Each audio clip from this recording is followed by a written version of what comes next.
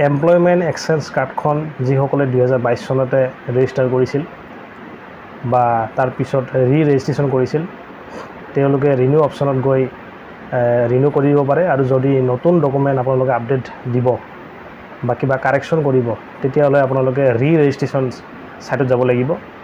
renew অপশ্যনত আপোনালোকৰ কোনো ধৰণৰ এডিট নহয় কেৱল ফাইনেল সাবমিট বুলি আহে আৰু ফাইনেল সাবমিট কৰাৰ লগে লগে আপোনালোকৰ ৰিনিউ হৈ যায় কিন্তু ডকুমেণ্ট যদি আপোনালোকে আপডেট দিব বা নতুনকৈ কাৰেকশ্যন কৰিব তেতিয়াহ'লে আপোনালোকে ৰেজিষ্ট্ৰেশ্যন কৰিব লাগিব কাৰণ তাতে ৰিনিউ অপশ্যনত আপোনালোকৰ এডিট অপশ্যন নাই আৰু যিসকলে 2022 চনতে আপোনালোকৰ এমপ্লয়মেণ্ট এক্সচেঞ্জ কাৰ্ডখন ৰেজিষ্টাৰ কৰিছিল তেওঁলোকৰ যদি ৰিনিউ টাইম হৈছে এক্সপায়াৰি ডেট পাৰ হোৱা নাই তেওঁলোকে কৰি লওক কাৰণ এক্সপায়াৰি ডেট পাৰ হোৱাৰ পিছত আপোনালোকৰ আগৰ ৰেজিষ্ট্ৰেশ্যনখন হয়তো ডিলিট হৈ যাব পাৰে আকৌ হয়তো নতুনকৈ আপোনালোকে কৰিব লগা হ'ব পাৰে